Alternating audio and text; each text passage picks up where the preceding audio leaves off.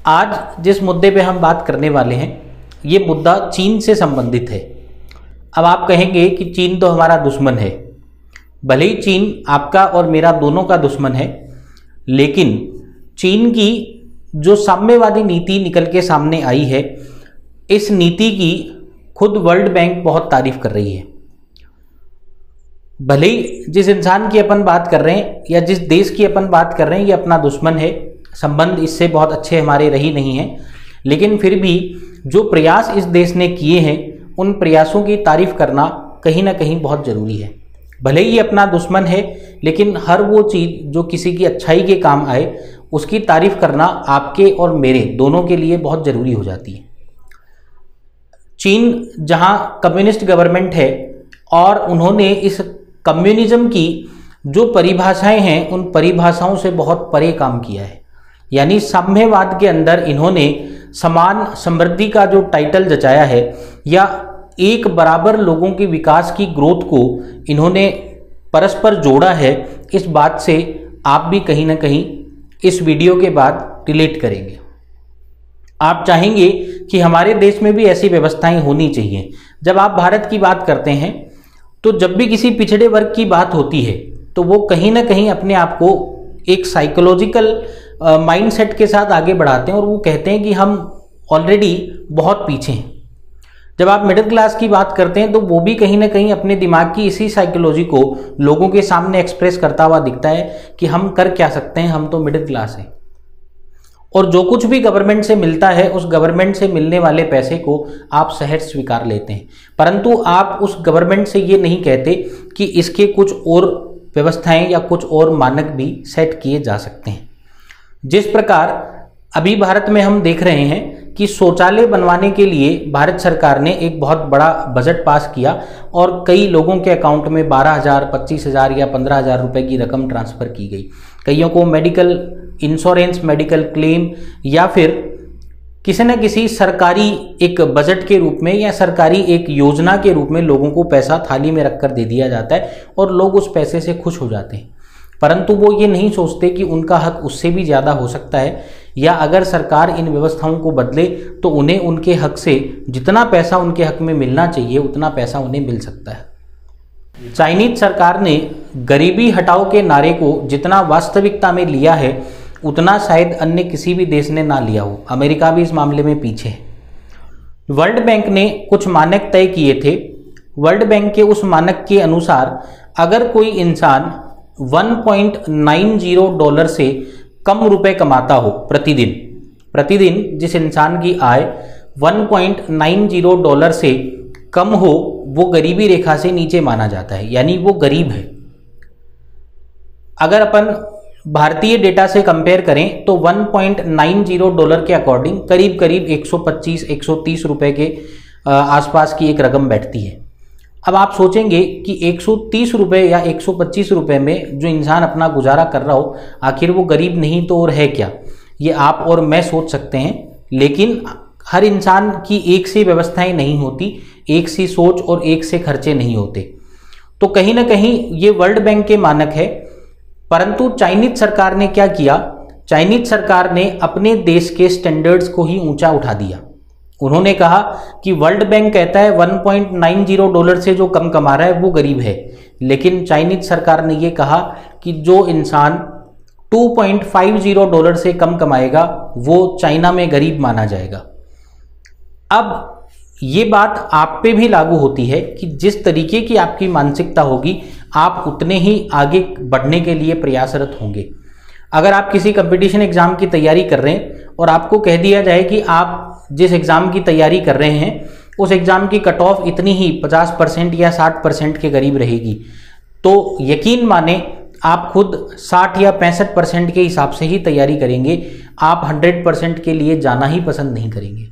लेकिन अगर आपको ये कह दिया जाए कि जिस एग्ज़ाम की आप तैयारी कर रहे हैं उसका कट ऑफ तो बहुत हाई रहता है और उसके लिए करीब करीब आपको 90% गेन करने पड़ेंगे, तो आप अपनी तैयारी जिस हद तक कर रहे हैं या जिस लेवल की तैयारी आपकी चल रही है उससे आप अपने लेवल को ऊपर उठा लेंगे।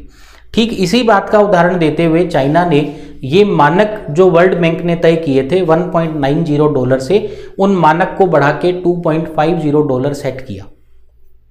यहाँ तक कि हर मजदूर वर्ग के लिए उन्होंने एक व्यवस्थाएं की कि जब भी हम बात करते हैं कि ज़्यादा गरीब लोग हैं कहाँ, तो ज़्यादा गरीबी शहरों में नहीं अपितु गाँव में मिलेगी। तो इन्होंने गाँव से इस गरीबी को हटाने के लिए गांव के आसपास नए शहर या नए टाउन शिफ्ट किए। इंडस्ट्रियलाइजेशन का जो असली मकसद था लोगों को रोजगार देना, उस दिशा में प्रयास करने के लिए छोटे गांवों की तरफ इन्होंने इंडस्ट्रियलाइजेशन को बढ़ाया और वहां नई नई इंडस्ट्रीज सेट की, जिससे होने क्या लगा, गांव में रहने वाले मजदूर वर्ग को जो खेती पे या किसी छोटी मोटी मजदूरी पे डिपेंड कर रहे थे, उन्हें अब रोजगार मिलने लगा। और ऑब्वियस सी बात है, अगर किसी इंसान के पास रोजगार होगा तो वो गरीब नहीं होगा। चाइनीज सरकार ने बड़े शहरों के पास या बड़े शहरों से कुछ दूरी पर बिल्डिंग्स तैयार करी और उन नई बिल्डिंग्स में गांव से आने वाले लोगों को शिफ्ट किया और वहां बसने वाली जो बड़ी कंपनियां थी, उन बड़ी कंपनियों को फोर्स किया कि आप इन छोटे लोगों को या जो गांव से निकल के जो लोग यहां आए हैं, जो माइग्रेट करके यहां पहुंचे हैं, उन लोगों को रोजगार दें। यहां तक कि इक्विटी और डिविडेंड शेयर बढ़ाने की भी बात हुई। तो खुद चाइनीज सरकार, जिसके प्रमुख राष्ट्रपति के नाम पे अभी जो चेहरा है वो शी जिनपिंग है, शी जिनपिंग ने ये कहा कि हर वो कंपनी जिस कंपनी के शेयर वैल्यू बढ़ती हैं या कंपनी की ग्रोथ रेट या कंपनी की ईयरली इनकम एक्सपेंड होती है, तो वो डायरेक्टली उन पैसों को अपने मजदूरों में डिस्ट्रीब्यूट करेगी। यानी करीब करीब 5 साल का ये इनिशिएटिव था और इस 5 साल के इनिशिएटिव में हर मजदूर वर्ग जो जहां था वहां से करीब करीब 45% मार्जिन से ऊपर बढ़ा। आप सोचें, ये जो 45% मार्जिन की हम बात कर रहे हैं, ये अपने आप में एक बहुत बड़े लेवल का ग्रोथ रेट माना जा सकता है। सोचें कि कोई इंसान जो कहीं 100 रुपये कमा रहा था, अब वो 145 रुपये कमा रहा है। उसकी इनकम इस लेवल से बढ़ी। अगर उसकी ग्रोस रेट बढ़ रही है तो कहीं ना कहीं गरीबी रेखा से वो उन्मूलन पा जाएगा और वो गरीबी रेखा से अपने आप ऊपर उठता जाएगा। यहाँ तक कि जो बहुत बड़े बड़े सेक्टर्स थे, ऐसा माना जाता है कि जब इंदिरा जी की सरकार की बात करें भारत में, 1980s के टाइम भारत में एक नारा दिया गया था, जिस नारे में ये कहा गया था कि भारत से गरीबी हटाओ। उसी समय से 1980s के पीरियड से ही अगर हम बात करें भारत और चाइना की, तो भारत आज भी उसी गरीबी से उतना ही लिप्त है, लेकिन चाइना उस गरीबी से इस हद से बाहर निकला या उस उतनी स्मूथनेस और शार्पनेस से बाहर निकल गया कि वर्ल्ड बैंक भी आज उसकी तारीफ कर रहा है। यहाँ जो नारे दिए गए थे, उन नारों को लेकर सरकारें बनती गई, सरकारें बिगड़ती गई, सत्ताएं चली, सत्ताएं रुकी, भारत में इमरजेंसी भी लगी, लेकिन गरीबी आज वैसे की वैसे है। इसका प्रमुख कारण ये भी है कि सरकारी योजनाएं आपको प्रलोभन के रूप में दे दी जाती हैं और आप उन प्रलोभन को बड़े सहज स्वीकार कर लेते हैं। आप जानना ही नहीं चाहते कि आपका हक क्या है। उसी रूप में जो व्यवस्थाएं परंपरागत चल रही हैं, गरीब और गरीब होता जा रहा है और अमीर अपनी अमीरी को और बढ़ाता जा रहा है, यानी उसके पास एक्सेस मनी गेन करती जा रही है। इसी एक्सेस मनी को चोट पहुंचाने के लिए चाइनीज सरकार, जिसे अपन कह रहे हैं साम्यवादी सरकार, इस साम्यवादी सरकार ने वहाँ के 20% जो अमीर लोग हैं, जो रिचेस्ट पर्सन्स हैं, उन 20% लोगों से ये कहा कि आपकी जितनी भी एक्सेसिव इनकम है, वो सारी की सारी एक्सेसिव इनकम आपको इन गरीब लोगों के अंदर डिस्ट्रीब्यूट करनी पड़ेगी। अब आप ये कहेंगे कि कहने को तो भारत सरकार भी ये कह सकती है कि जितने अमीर लोग हैं वो अपनी एक्सेस इनकम को डिस्ट्रीब्यूट करें। यहाँ डोनेशन की बात नहीं हो रही, डिस्ट्रीब्यूशन की बात हो रही है। डिस्ट्रीब्यूट हक को किया जाता है, डोनेशन में कहीं भी हक की बात नहीं होती। अब भारत सरकार आज अगर ये कह दे तो भारत की जो बड़ी बड़ी कंपनियां हैं वो स्ट्राइक्स करना शुरू करेंगी, भारत की सरकार के खिलाफ चिल्लाना शुरू करेगी। और यहाँ तो सत्ता ही पैसों का खेल है, तो तुरंत सत्ता पलट कर दिया जाएगा। वहाँ ना किसी की हिंदू आइडियोलॉजी काम आएगी, ना किसी की मुस्लिम आइडियोलॉजी काम आएगी। ये देश जो हम देख रहे हैं कि समाज अलग अलग धर्मों में बटा हुआ है, इसका मेन मकसद केवल पैसा है। जो धर्म अधिकारी हैं वो अपने धर्म की बात पैसों के लिए रख रहे हैं, जो पॉलिटिकल लीडर्स अपने धर्म की बात कर रहे हैं वो भी केवल पैसों के लिए कर रहे हैं।